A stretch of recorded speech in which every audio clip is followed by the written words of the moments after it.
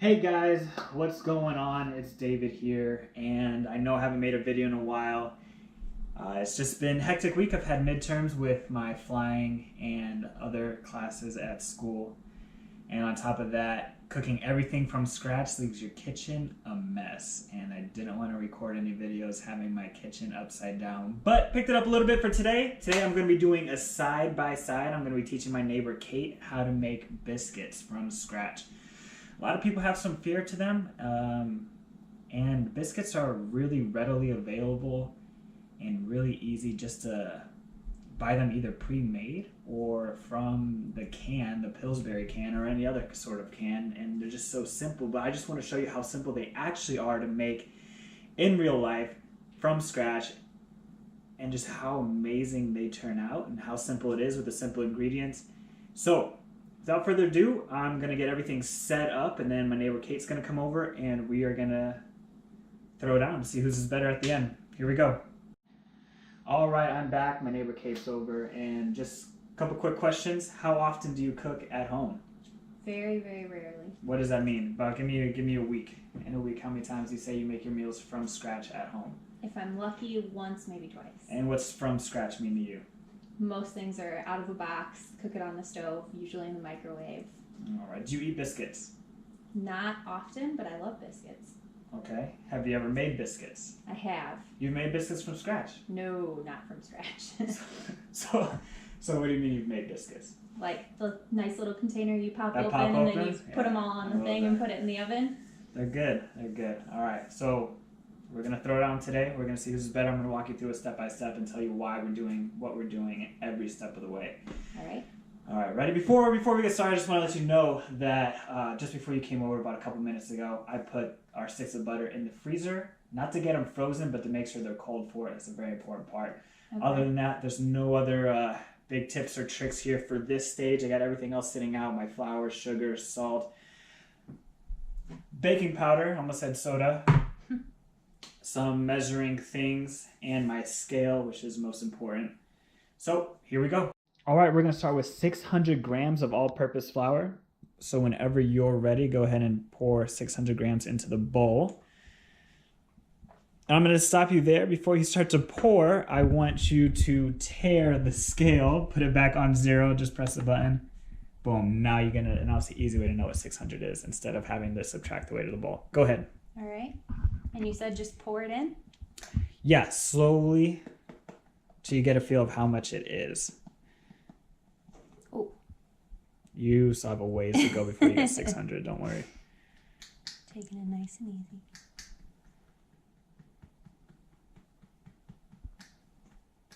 Careful, an avalanche is going to break off. I'm watching. Oof. So now you can just kind of finger some in instead of tap. You can control it easier. Boom, 600. Ooh. All right, that's our flour. Now we got 12 grams of salt. Go ahead. Would you pinch it in? Whatever you want. All right. Take a risk.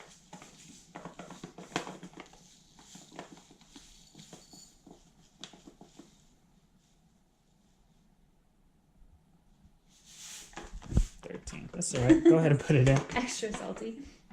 I'm gonna do mine. One note about the salt, and one reason why it is kind of important to weigh it, especially when it comes to salt, is there's so many different types of coarse when it comes to salt. And if you do like a tablespoon of one type of salt and a tablespoon of a fine grind of another one, you're gonna have way more salt in the fine grind than you are going to in the coarse grind. So it's better to weigh it because then you get the same amount.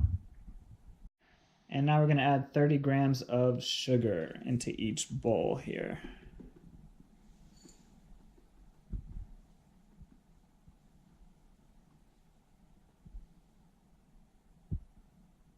Now you can just finger in a little bit.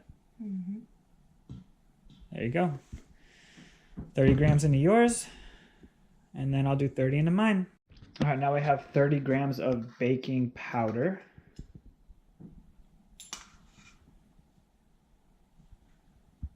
You can use a bigger scoop than that. You're a long ways away. It's all right. Better safe than sorry. All right, quick difference between baking powder and baking soda is basically they're the same ingredient, main ingredient, the sodium bicarbonate, but the difference between the two is that in baking powder there is other ingredients that are involved in it, and it's also kind of referred to as double acting. Go ahead and take that. So what that means is right here inside the can, it's fine. They're not reacting with each other. The sodium bicarbonate is a base, and when you mix it with an acid like vinegar or something like that, that's when you get that volcano reaction like you did in grade school. All right, but it's not reacting in here because they're not reacting because they're dry. Once they get a liquid medium in between them, it can start to react, but there's another ingredient in here that only reacts when it's hot. So during the baking process, we're gonna get that leavening just from the baking powder alone instead of having like baking soda and buttermilk. So in my recipe here, we do not have any buttermilk, so we don't have any acid coming through to get that leavening. That's it. All right, now we have all the ingredients in the bowls. We're just gonna give it a mix, get it all stirred together. Instead of sifting it, if you don't have a sifter, this is something you can do. All right, you're gonna incorporate air and you're gonna mix it all together throughout. It's gonna become more fluffy instead of a big compact, and then make sure you get the sides in there, get that baking powder all mixed in.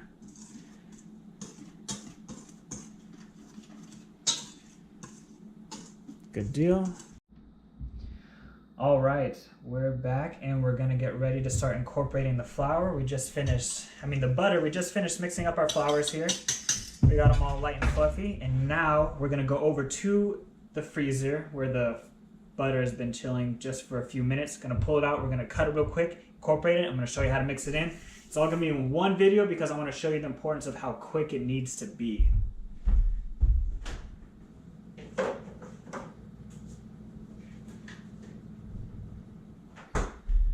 All right, 2 sticks of butter each. Here we go. So start with one. Okay.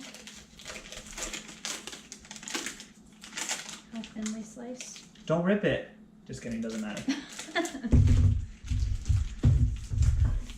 Alright, so first cut I'm gonna do just long ways. Butter knife is fine still. And they don't have to be perfect squares either. Long ways all the way through. Stronger than you Switch think. butters. Nope. And they're gonna break. The point is they're all gonna break, so it's gonna be fine. So long ways and then long ways again through it. Okay. I'll move this Reduce to the the center. number of cuts. Yep. And then we're just gonna go through and do little cuts.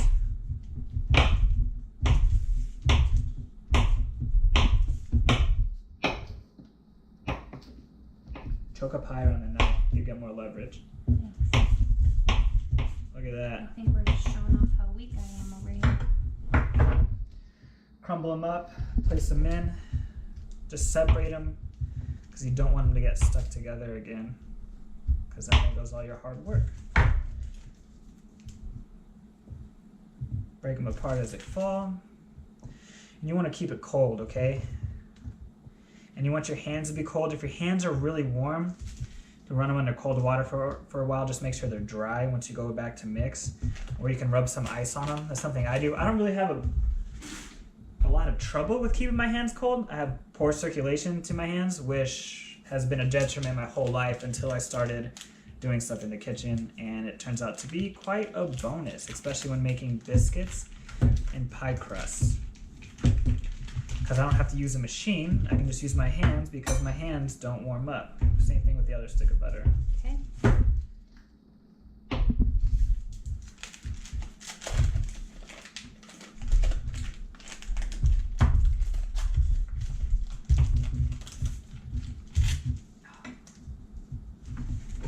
You ripped it. Ripped it part two. Oh, now it's buttery. You say now it's buttery? The knife is, so it's slippery. Your hands are buttery because you just played with all the butter. That too. It's buttery. All right, before you put the second batch in, give this first one a quick mix. get it coated in flour just to reduce the chances of other ones sticking together.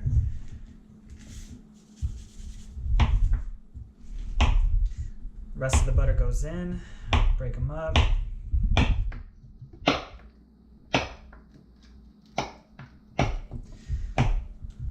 So in preparation for this, I've gone on the internet just to see what other people do, and there's all kinds of different things out there. Someone even completely freezes their butter and then grates it into it, which I think is kind of neat, kind of different. A lot of people will use blenders, not blenders, but food processors to cut the butter in, or they'll have the actual cutter itself. I think I have one to demonstrate. I do. A lot of times people use something like this, which is a good tool. You can see it. I prefer my hands. I like to be able to feel it and see what I'm doing with the dough. So first thing I'm going to do, I'm just going to coat all these. All right, helps the temperature difference between it. And then what I do is I'll pick some up and I'll start to just kind of pinch and squeeze with my fingers, kind of make them flat, make sure there's plenty of flour there. And so what I'm doing is I'm taking it, I'll normally have more flour in my hand, but just for the demonstration of the camera, I'll pinch it and just kind of make that flat little piece right there. And I'm gonna do this for a lot of them, make sure they're all separated, and I'm just pinching them and kind of smoothing them out. I do want to have some chunks left in the end, but for right now, I'm just grabbing up with my fingers here, pinching and sliding. Make sure you dunk, have plenty of flour, otherwise it'll start sticking to your hand. Got it. All right, go, go, go. Remember, we do kind of want this to be quick, all right?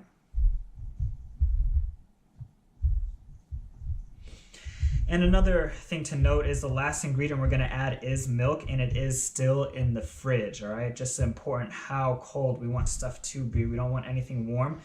We don't want the butter to start melting at all. If at any point the butter starts to melt, we're gonna lose a lot of rise and flakiness to our biscuits. It's one of the huge things about what gives us the ability to rise. It's almost like doing like a pastry, like a puff pastry almost at the end. We're not nearly gonna have as many layers, but it kind of has that same kind of technique to it. What makes it rise is this butter. What makes it all flakiness is this butter going in there solid and then melting and giving it all these layers. All right, so once we get it to a good point where most of these are kind of flattened out, take it with your hand and you're kind of just gonna do this motion right here. You're just kind of gonna rub your hands together. You're gonna rub your hands together, and it's gonna continue to further that process, but even more. And you're incorporating the flour into a lot of the parts. And the more and more you go, the more you're gonna see that your flour is gonna start to look mealy, and that's what we're after. So it's kind of like drying your hands off, or wiping your hands, or washing your hands in the sink. You're kind of doing this rubbing motion here, and it really works. You still got a lot of big chunks though that you gotta cut down. I think you did your knife cuts a lot bigger than I did mine. Not only that, lesson learned. But you still have a mess on your side of the table. You got lots of butter there you should be using. Always clean as you go. All right.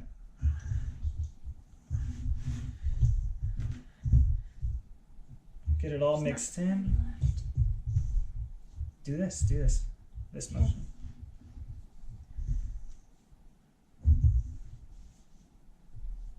And then I kind of twist my palm because I want long little strands. I don't want to curl my fingers and do this, because then I'm just making a big chunk again.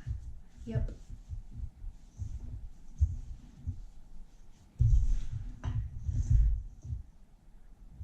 And you'll feel big chunks as you come along. You can flatten them out. But you're basically just working flour into the dough, tearing it to little pieces, getting it incorporated all over inside. All right. You're still gonna have chunks of butter left, which is a nice thing. It helps add to just some creaminess. Every now and then you're gonna bite into a biscuit and there's just gonna be this nice little butter chunk there. And that's always enjoyable. All right, but you also don't want a huge chunk of butter.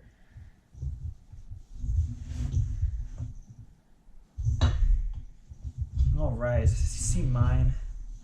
It's a lot more mealy now. All right, and that's kind of what we're going for. I still got a little bit to go here. You still got a long ways yet. It's getting there.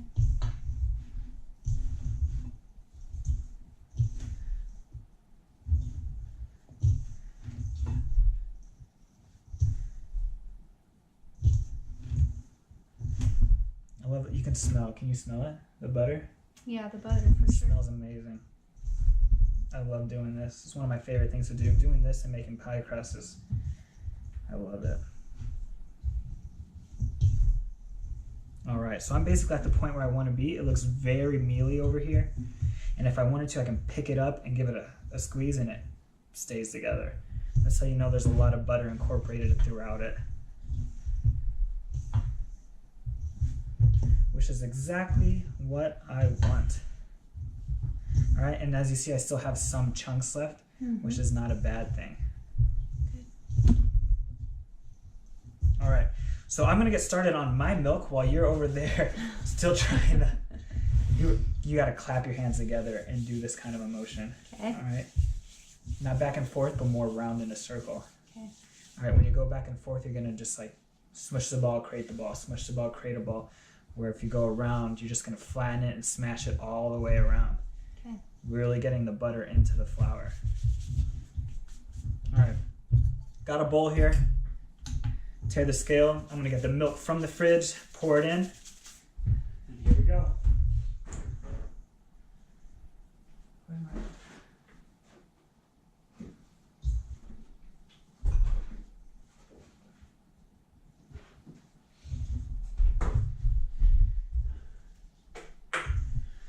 360 grams.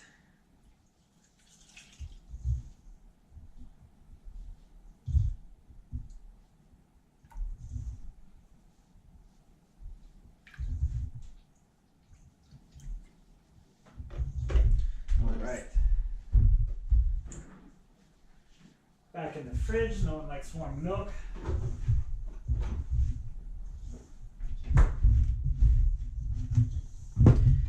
Alright, this is the part that gets a little bit messy. Here we go. Make a little well in here.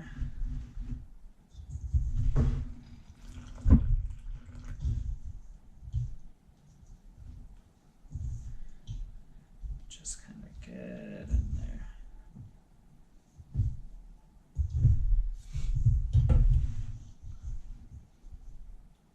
Is mine getting there? This part's gonna suck, but here we go. Yeah, yours is actually coming a long way since when I went left to the fridge and back. Once you get to the point where you can start mixing it in your hands, it starts to take off real quick. All right. So I poured in the milk, and as you see, it's kind of a big mess. You can choose to do this with a little utensil or something, chopsticks, even if you want, just to mix it initially, just so you don't get all that stickiness to your hands just from the wetness of the milk. So I'm mixing it till it just comes together, and you're gonna have to pay attention from when this comes around for you. And now that it's pretty much there, I can turn it from the bowl. Can you give me one of those white things? So I have here a little dough scraper, which is really nice just to get the dough off my hands real quick and still save it.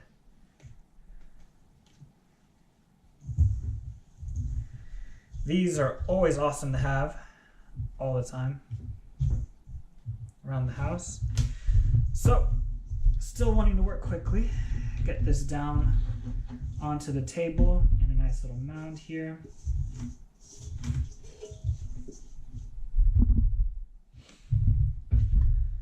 So as you see, it's not all the way together in one big dough ball, but I don't want that just yet. I'm gonna have to make a couple kneads. You can go get your milk, it's at a good point. I'm gonna have to make a couple kneads, but it can come together, all right? Which is what I want. Looks like a big mess, feels like a big mess. It is a big mess right now, but that's okay with me. 360. Yep.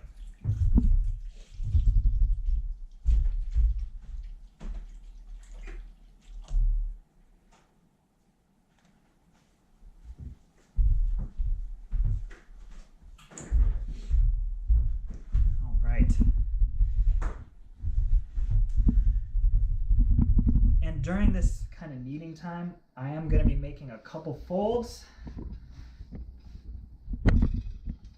pushing it down together, fold it, push it down together,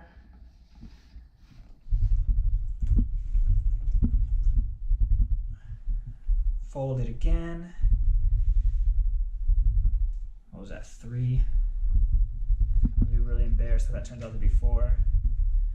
This is 4. You see how every time I fold it, it's staying that much more together? That's saving me so much kneading time, because you don't really want to knead this a whole bunch. You want to keep it flaky. All right, but every time I'm doing this, it's making a huge difference. 5. I'm just going to do this one more time. Try and get some of this off my hands. This is really embarrassing. All right, and 6 and final. Now I'm just going to roll this out. It kind of looks like a hot mess, but that's okay. I'd rather it look this way right now than it all just not rise in the oven. So here we go. Here's my dough for right now. I'm going to go get the rolling pin, and I'm going to start rolling it out, but I'm going to wash my hands off real quick first. While you're still mixing, Kate. Mix to what point? What? What point should I get to before I get to your step? Just getting it all mixed together? Yeah, if it's to the point where you think it's like even 80% mixed in. Okay. Yeah, so that point right now you can totally turn it out. Okay. And what does that mean? Turn it out of the bowl onto the counter. Okay. I'm new here. Turn it out of the bowl onto the counter. Put it into a mound. Okay.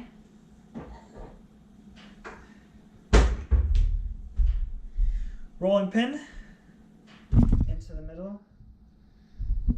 Just easy back and forth. I'm going to turn mine sideways here.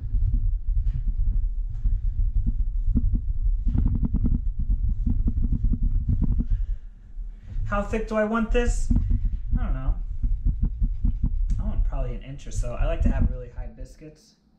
If you don't want your biscuits so high, roll it out a little bit thinner. They are going to expand at least double, maybe as much as triple in the oven.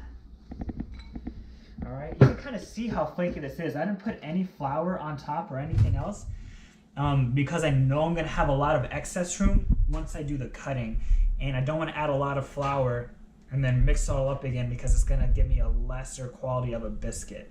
So I'm going to do what I can with what I have right now. And you can see how all these little flakes are coming up as I'm using this rolling pin, so you know you're on a good start.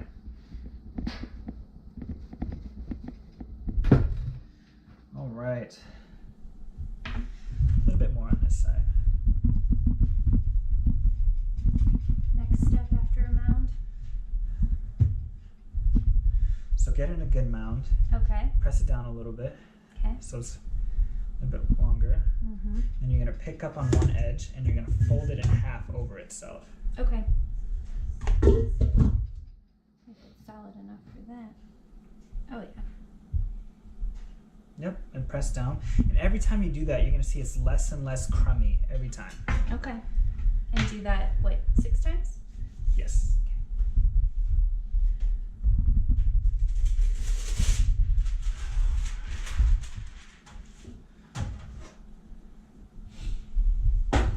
Pull this out a little bit.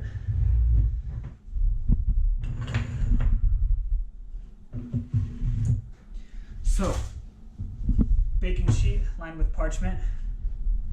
I'm going to start making cuts here.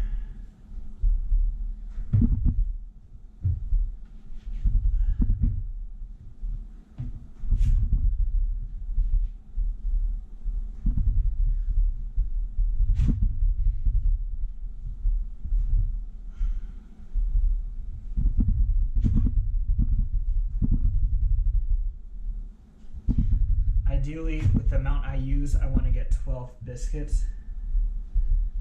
They're going to be upsized. I don't think I have enough room. Yeah, probably shouldn't have done that one. It's short on one end, but I'm okay with that because I'm going to be the only one eating these pretty much. Don't give me that look, you're eating your own. see if mine are edible at the end. They'll be good. I've been watching. How many times have you done that? This will be the 6th time. All right. You don't want to handle it too much. Look, you can see there's already layers and flakes already built up in there. They seem a little bit humongous, don't they? They're pretty thick, but they'll be nice. Okay, 6 times. All right, rolling pin, roll it out.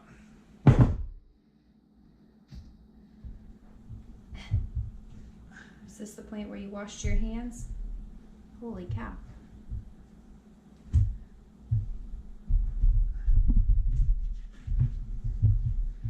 Yep. All right, so this leftover dough, because I didn't add any more flour into it, can still be used pretty well. I also don't want to mix it too much. But I do not want to have those fold lines in there either.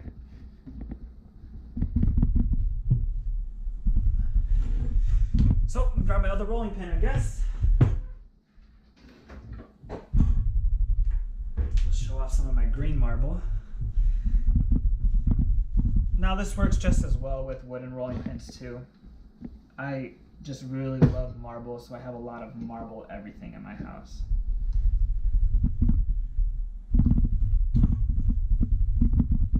This is very sticky. So it's starting to warm up, which is not good. Just got 2 out of this one. 1, 2. All right. First tray, I'm just gonna go ahead and put these straight into the oven.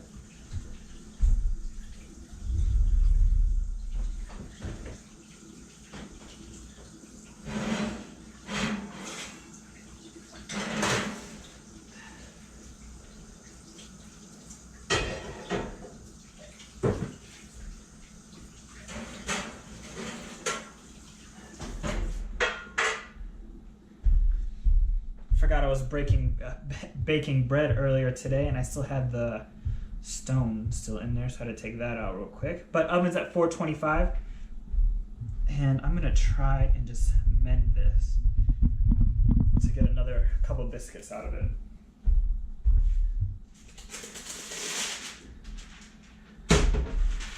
Another sheet of parchment for my other baking tray.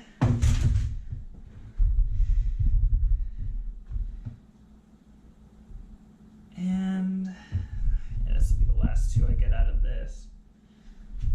1,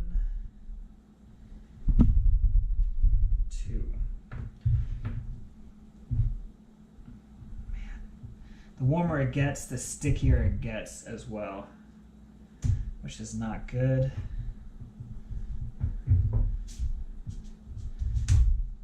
All right, so mine are gonna be over here. I'm gonna mark mine, Kate. Which that is gonna kind of ruin them, but it'll be okay. So go ahead and cut yours. Is this rolled out enough? Looks good? Yeah, it's up to you. It's kind of Alright. wavy, but it'll work. With this extra dough, I have here just some cinnamon sugar, just a little bit. Something I like to do with just the extra little bits and doughs. I don't care really what shape they're in. I'm just gonna toss them in the bowl. Give them a nice mix around. I'm just gonna kind of line the edge of the pan with them. Just little cinnamon sugar bites. So everybody loves some cinnamon sugar. You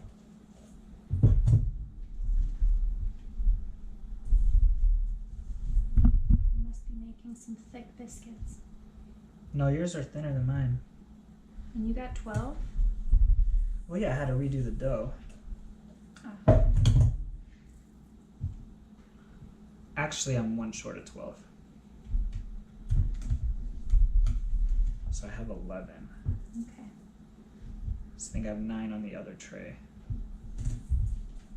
But I have a lot of these cinnamon bites. Those look good. I probably could have gotten another biscuit out of this pretty easily.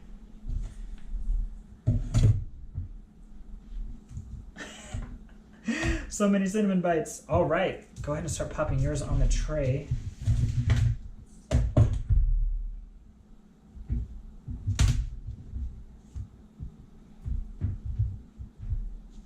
How much space in between? Is that good? That's fine. Okay.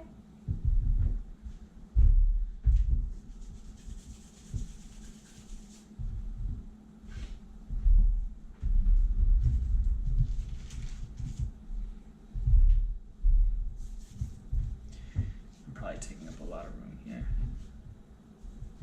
Apologies. Almost there. Just enough room. Nice, you got 9 out of the first roll. Mm-hmm. All right, we're gonna pop these straight into the oven, and then in a minute, I will show you what they look like in the oven. Hey, so I'm gonna switch to 2 racks in the oven, and while I'm doing this, I want you to get a quick look at how the biscuits are rising so far.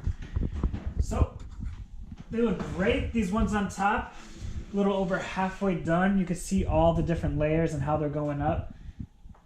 And then these other ones on bottom are starting to rise, and then you can tell how warm some of these other ones went because the butter's melting out of them after I mixed them a second time. All right, so that's that. Another about 6 minutes or so, and then we'll have some delicious biscuits. All right, my biscuits are done. Hers has a couple minutes left, so I'm gonna take mine out. And look at that. You can tell the ones I had to refold versus the ones that didn't. See the flaky layers, especially in this guy right here. Gorgeous. And you can tell they kind of lean inward sometimes when there's other stuff around them because it's not as much heat is going through and in between them. You're going to see that a lot on Kate's. I'm going to set this down here. All right, and first things first, going to take one of these beauties over here. Probably set that back down over there so the light's not killing it. Okay.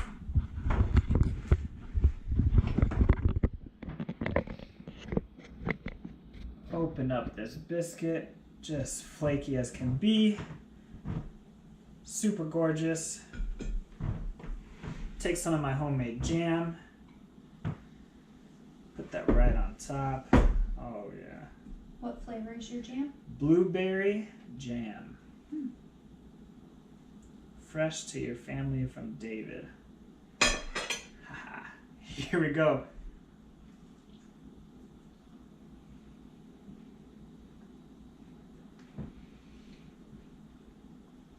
That's a really light and fluffy biscuit. Super tangy jam. Really delicious. You'll get to try them when yours come out. Can't wait. Make your biscuits at home from scratch. Worth it, easy, and definitely impressive.